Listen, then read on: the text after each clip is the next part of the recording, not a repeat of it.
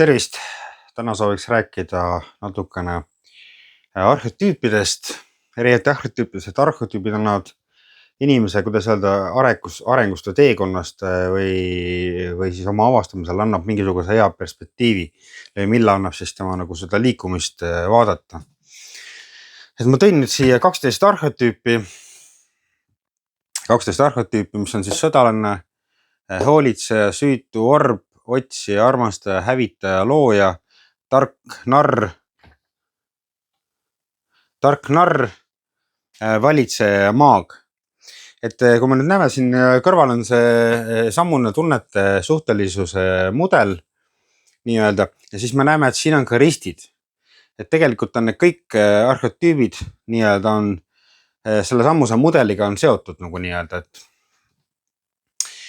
et siin osas käsitleks siis võib-olla seda sõdalane, hoolitseja, süütu ja orb. Vaataks korra seda siis, mis siis need võiks endast kujutada. Võtame siis kõigepealt võib-olla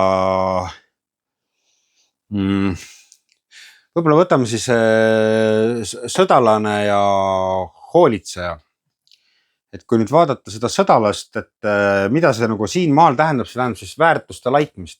Et sõdalane tegeleb väärtuste laitmisega, et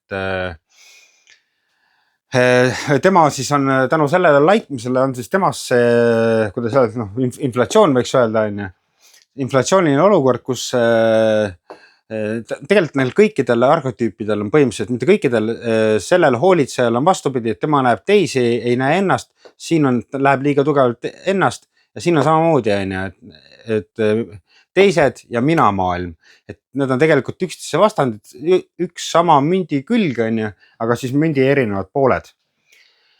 Et kui me nüüd sõdalast hakkame kirjeldama, siis see tähendab seda, et selles nagu nii-öelda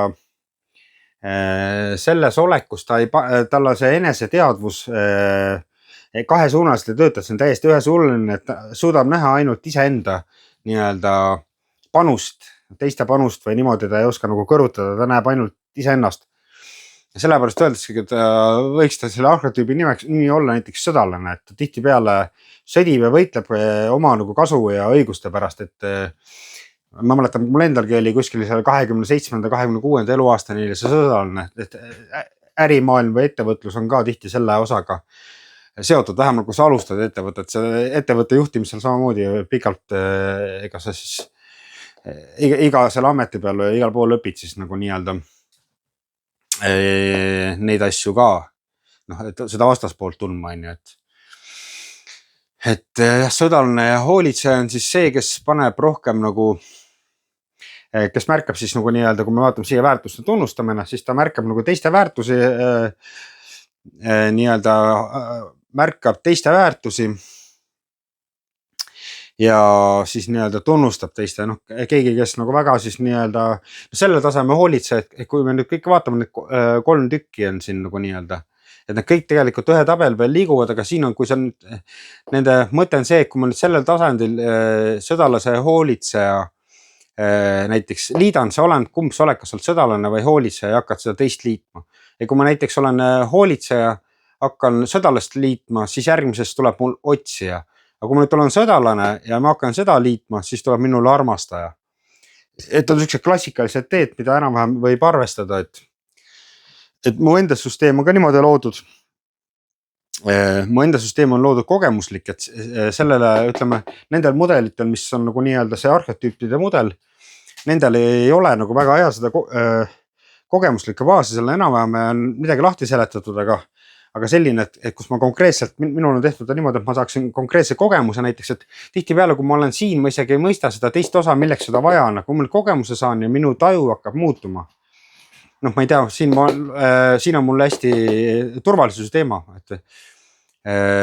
siin on vastutuse teema tegelikult on üks põhiasja, aga kui ma nüüd noor olen, siis siin sa tunned kogu aeg, et sind kasutatakse ära näiteks jõbedalt, kõik kasutavad sind ära, et sa ise oled nagu, kui ma nüüd ütleme rahamaailmast on inflatsioon, siis vastas on talt deflatsioon. Deflatsiooniline olukord, kus sa ise oled suurem panuste väljaandja, kui sa vastu saad ja sa kogu aeg tunnetad, et sind kasutatakse kogu aeg ära, et see tähendab, et sinus on hoolitseja aktiivne, kui sa seda näiteks tunned, sõdalane siis on see, kes tahab seda oma kasu, et ta ei oska nagu seda teist poolt ei oska nagu näha, on ju, et tema just näeb teisi, kuidas teistest hoolt kanda ja teiste vajadusse rahuldada. Tema näeb enda poolt nagu nii-öelda. Kui vaatame seda vastast, vaatame seda süütu ja orb. Et süütu. No siin on, kui me nüüd vaatame seda telge, siis ei aktsepteeri haavatavust, keegi saab haavata, ma ei aktsepteeri. Seda öeldakse, tunned kaasa. Ma ei aktsepteeri, et ma tunnen talle kaasa, kaastunne nii-öelda öeldakse.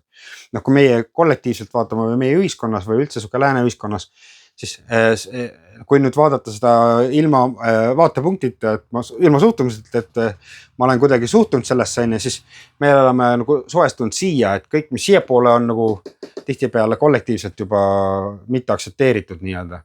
Aktsepteerin haavatavust, et mis selle osa üldse, tegelikult need erinevad, ütleme, kus me siis liigume, nendel erinevatel etappidel me saamegi nende asjadega saama nagu nii-öelda sõbraks ja saame mõistma, mille jaoks need looduses või elus üldse vajalikud on, mis eesmärki need täidavad.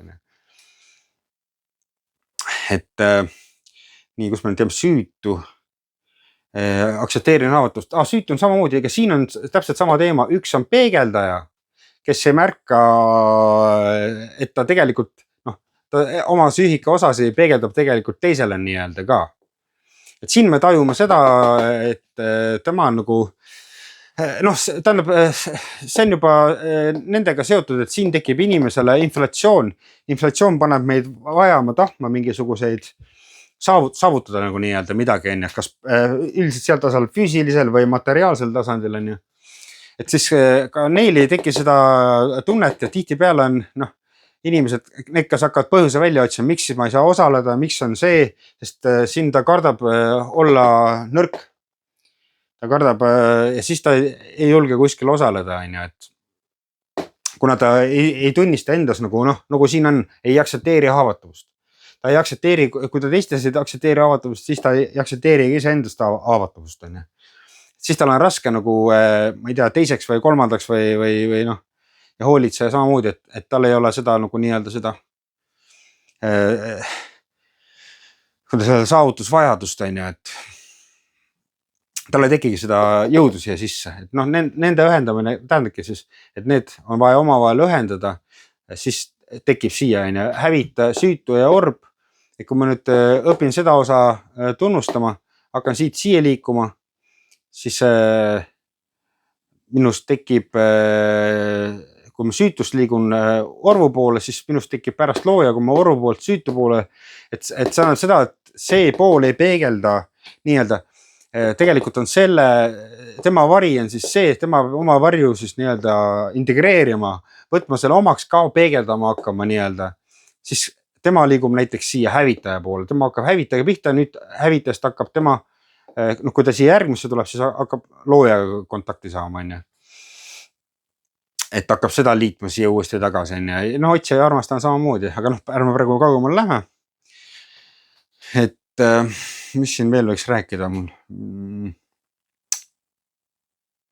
Osta praegu jääb, et jätame praegu selle asja niimoodi, ma siis räägin nagu järgmise osasiga lahti siit, ja siis proovib kokku võtta.